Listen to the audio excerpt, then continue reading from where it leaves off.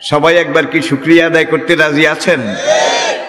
তাহলে সকল প্রকার জড়তা, দুর্বলতা, সংকীর্ণতা, আবিলতা, হীনমন্যতা ঝেড়ে ফেলে সবাই ইমানের বলে বলিয়ান হয়ে জজবা, ইশক এবং মহব্বতের আমেজ মিশিয়ে সমস্বরে বুলন্দ আওয়াজে আকাশ বাতাস মুখরিত করে নিজকে উজাড় করে বিলীন করে বজ্রনীনাদ কণ্ঠে বীর বিক্রমে সিংহ গর্জনে আওয়াজ তুলে একবার পড়ুন আলহামদুলিল্লাহ।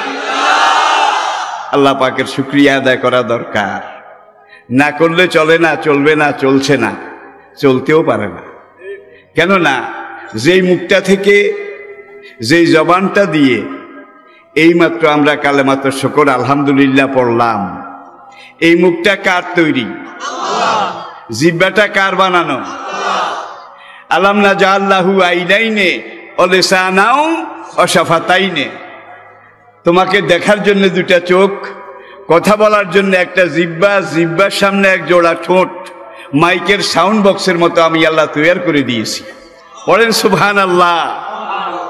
কথা বলার জন্য জিহ্বা ভিতরে উপরে নিচে নড়াচড়া শুরু করে, সঙ্গে সঙ্গে ঠোঁট দুটো ফাঁক হয়, কথা বেরিয়ে আসে, ঠিক কিনা বলেন? যদি জিহ্বা ভিতরে থেকে কথা বলার জন্য যতই নড়াচড়া শুরু করুক, ঠোঁট দুটো যদি এই সময় বলে উই আর নট নড়ন চড়ন, আমরা এখন নড়াচড়া করতে রাজি নই, তাহলে কথা খুব সুন্দর হবে নাকি?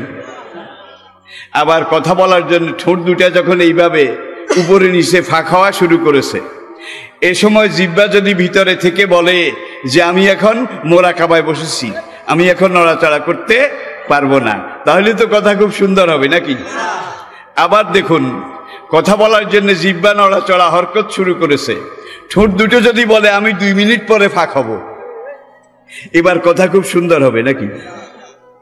আবার ঠোঁট দুটো কথা বলার জন্য নড়াচড়া শুরু করেছে, জিহ্বা বলে আমি 1.5 মিনিট পরে নড়াচড়া শুরু করব, এবার কথা হবে?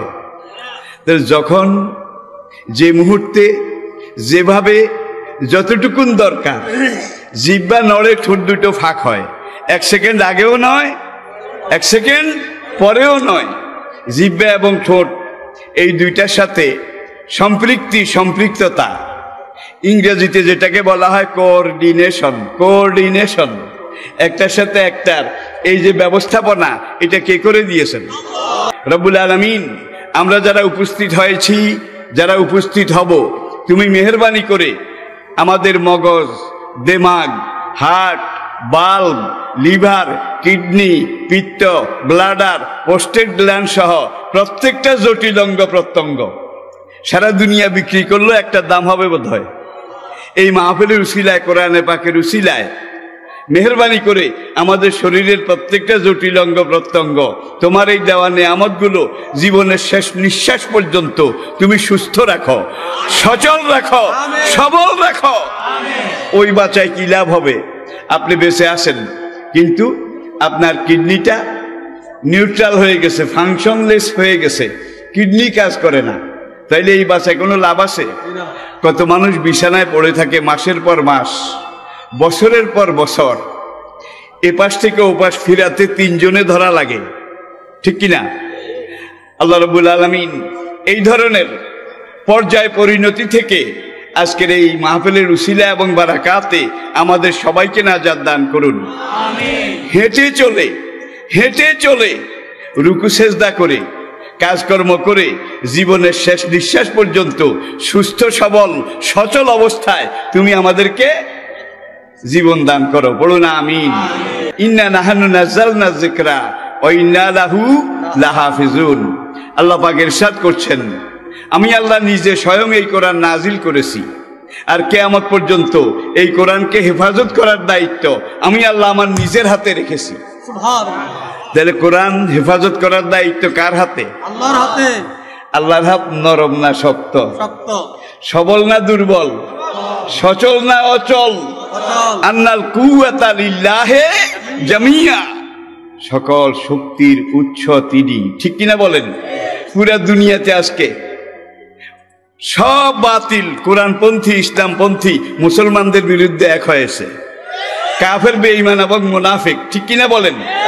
তারা চাচ্ছে ইসলামকে দুনিয়ার বুক থেকে মিটিয়ে দেবে, বিলীন করে দেবে। এই পরিকল্পনা শুধু আজ নয়, আজ থেকে আরো 50 বছর আগে এই পরিকল্পনা, এটার ভিত্তিতে তারা কাজ করে যাচ্ছে। তার সাথে আমি আপনাদেরকে একটা সুসংবাদ দিচ্ছি। 1980 সনে আমেরিকা যুক্তরাষ্ট্রে মসজিদ ছিল 3 খান। কয়খান? 38 বছর পরে আজকে 2018 সালে সে আমেরিকায় মসজিদের সংখ্যা 4642। 4642। কোথায় ছিল 3 খান, আর কোথায় এখন 4500-এর উপরে।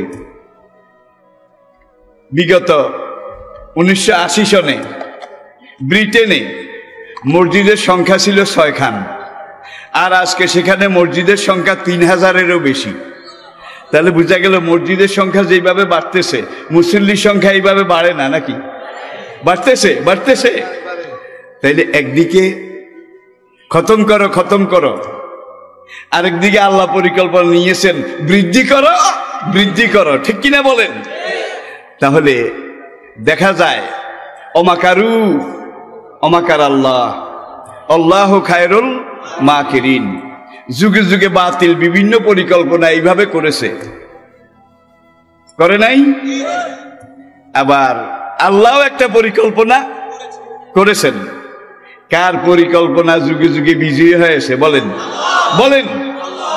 আর আল্লাহর হাতে, আল্লাহর গজবে খতম হওয়ার আগে বাতিলের সবচেয়ে বেশি শক্তি এটা প্রদর্শন করে।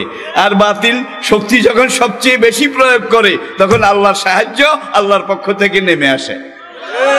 আল্লাহ ইন্না নাসরাল্লাহি কারীব। তাহলে আল্লাহর সাহায্য আছে নাকি নাই? আছে নাকি নাই?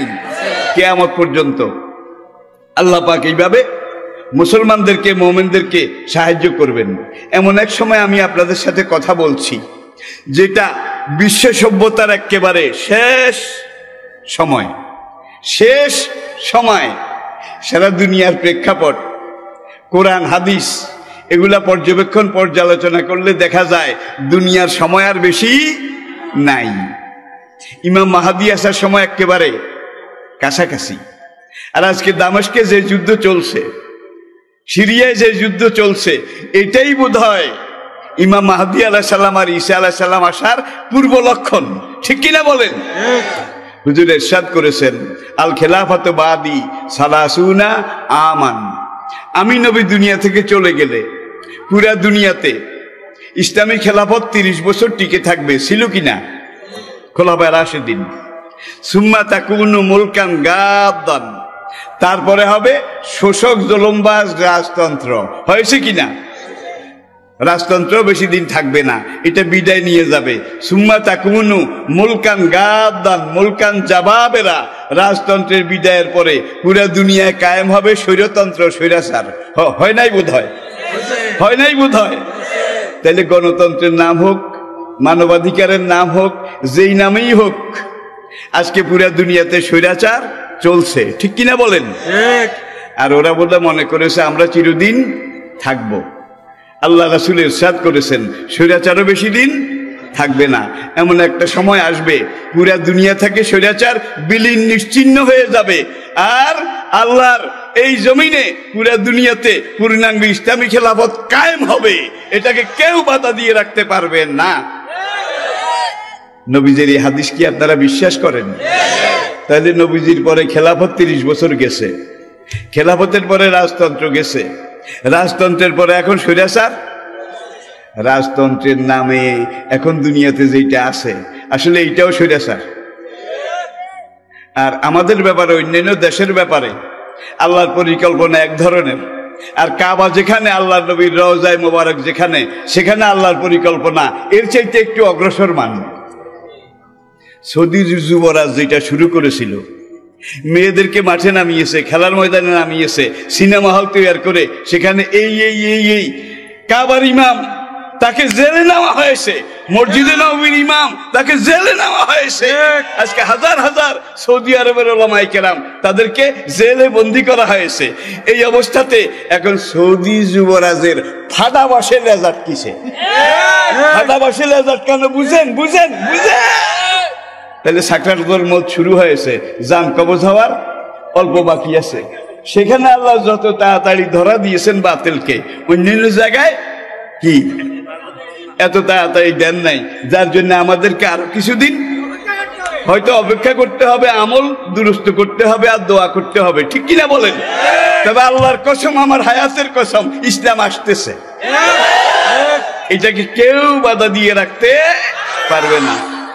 আরবের এক কবি, সাবা মুআল্লাকার কবি, একদিন মাথা আশ্রায় চিরুনি দিয়ে, বাবরি চুল ছিল, আশ্রাতে আশ্রাতে দেখে যে একটা চুল সাদা হয়ে গেছে।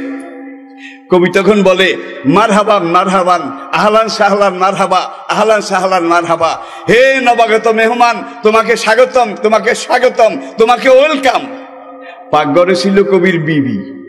বিবি এই চিৎকার শুনে তড়িঘড়ি এসে বলে যে, মরার পিণ্ডি, তোমার আবার কি হয়েছে মাথা আশ্রাতে বসে এইভাবে মারহাবা আহলান সাহলান?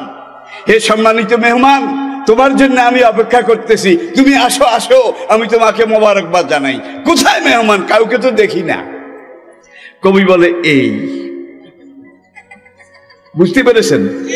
সাদা চুলোটা মরার পিণ্ডি, তুমি তো বুড়িয়ে যাচ্ছ, বুড়ো হয়ে যাচ্ছ, এটা তার ফার্স্ট সিগন্যাল। এটাকে তুমি এইভাবে স্বাগতম স্বাগতম করো, এটাকে তুমি ঝাড়ুমার ঝাড়ুমার, দেখ তোর যা যা, চলে যা, ফিরে যা, এই কথা বলার দরকার ছিল। এটা না করে তুমি কি করো? দেখা যায় তোমার হেড অফিসের তার, এটা স্টেশন আউট হয়ে গেছে। কবি বলে, না, স্টেশন আউট হয় নাই। ফালাম্মা রাআইতু সাহেবা লাহা বিয়াদুহু বিমিসরাকি রাসি, আমি মাথা সাথে যখন দেখলাম একটা চুল সাদা হয়ে গেছে, এই সাদা চুলটা আমার বার্ধক্য শুরুর পূর্ব লক্ষণ। এখন আমি এটাকে ওয়েলকাম করতেছি, ওয়েলকাম করতেছি। কবি সাহেবের বিবি বলে, ওয়েলকাম নয়, বরং ঝাড়ুমার ঝাড়ুমার, এটা বলা উচিত ছিল। কয়, না, ওলা আলেম তুইন কাফাফত তাহিয়াতি, আমি বুঝেছি, যদি বুঝতে পারতাম এটাকে চলে যা, ফিরে যা, দুত্তর সাই, তোকে আমি দেখতে চাই না, ঝাড়ুমারি ঝাড়ুমারি, এই কথা বললে মেহমান চলে যাবে। এটা যদি বুঝতাম তাহলে এই ঝাড়ুমার এই ধরনের কথা বলতাম। কিন্তু আমি যখন বুঝেছি এই মেহমান এমন মেহমান, যেই মেহমানকে আমি ওয়েলকাম করলেও আসবে, ওয়েলকাম না করলেও আসবে, ঝাড়ুমার করলেও আসবে, ঠিক কিনা জোরে বলে? আলহামদুলিল্লাহ, ইসলাম আসতেছে। ইসলামকে আপনারা ওয়েলকাম করতে রাজি আছেন? জোরে বলেন, রাজি আছেন? তাহলে এখন থেকে আপনারা ইসলামের পক্ষে কাজ করুন, কোরআনের পক্ষে কাজ করুন। আপনারা কোরআন ইসলামের সহযোগী, সহকর্মী, সহমর্মী, সহধর্মী হয়ে যান, কোরআনের পক্ষ শক্তি হয়ে যান। রাজি আছেন? রাজি আছেন? পুরা দুনিয়াতে খেলাফতে ইসলামের শোভে সাদেক দেখা যাচ্ছে। এই কিছুদিন আগে বিলাতে ওয়েস্টমিনিস্টার সিটিতে আমি একটা লাইব্রেরিতে ঢুকলাম। Foils, foils, the biggest book shop of the world, দুনিয়ার সবচেয়ে বড় বইয়ের দোকান।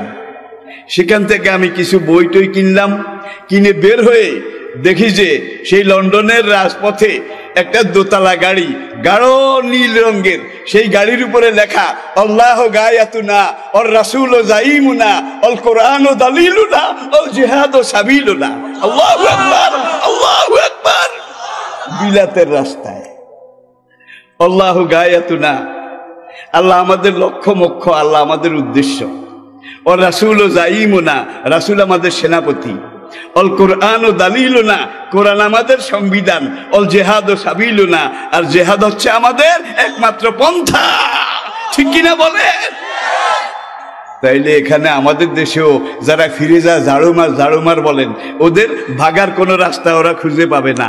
এমন সময় ইনশাআল্লাহ অতি নিকটে, অতি নিকটে ইনশাআল্লাহ যত বাধা দেবে ইসলামের বৈপ্লবিক গতিশক্তি তত বাড়বে। জোরে বলেন ঠিক কিনা?